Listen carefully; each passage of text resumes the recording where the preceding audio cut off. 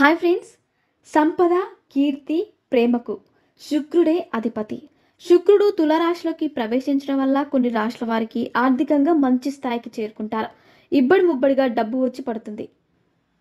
శుక్రుడు తులారాశిలోకి ప్రవేశించడం వల్ల కొన్ని రాశుల వారికి ఆర్థికంగా మంచి స్థాయికి చేరుకుంటారు. శుక్రుడి వల్ల కొన్ని రాశుల వారి బ్యాంక్ బ్యాలెన్స్ పెరుగుతుంది. అంతేకాకుండా శుక్రుని ఆశీస్సులతో కుటుంబం జీవితంలో ఆనంద ప్రవాహం ప్రవహిస్తుంది. మేషరాశి.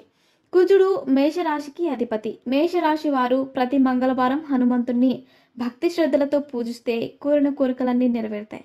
మంగళవారం నాడు హనుమంతుని పూజించడం వల్ల సకల సమస్యలు తొలగిపోయి శుభం కలుగుతుంది. కుంభం. 30 ఏళ్ల తర్వాత కుంభరాశిలో శని ఉండడం కొన్ని రాశుల వారికి ప్రయోజనకరంగా ఉంటుంది.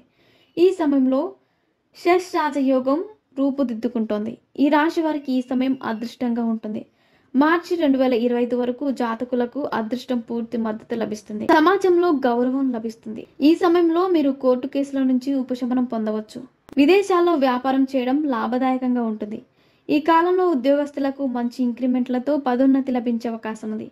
అదే సమయంలో మీరు భాగస్వామ్యంతో వ్యాపారం చేయాలని ఆలోచిస్తుంటే అప్పుడు లాభాలు ఉండవచ్చు. కర్కాటక రాశి. కొన్ని చట్టపరమైన విషయాల్లో మీకు మిశ్రమంగా ఫలితాలు వస్తాయి. విద్యార్థులు చదువు పరంగా కొన్ని సమస్యలు ఎదుర్కోవాల్సి ఉంటుంది.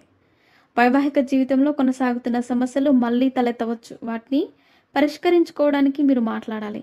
లేకపోతే కొంత దూరం ఉండే అవకాశం ఉంది. మీ జీవిత భాగస్వామి వారి వృత్తిలో పురోగతిని చూసి మీరు సంతోషిస్తారు. మీ కుటుంబ సభ్యుడి మాటల గురించి మీకు చెడుగా అనిపించవచ్చు, కానీ మీరు ఏమీ మాట్లాడరు. కొన్ని పనులు ప్రణాళికతో చేయాల్సి ఉంటుంది. మరిన్ని ఇంట్రెస్టింగ్ అప్డేట్స్ కోసం మా ఛానల్ని సబ్స్క్రైబ్ చేసుకోండి.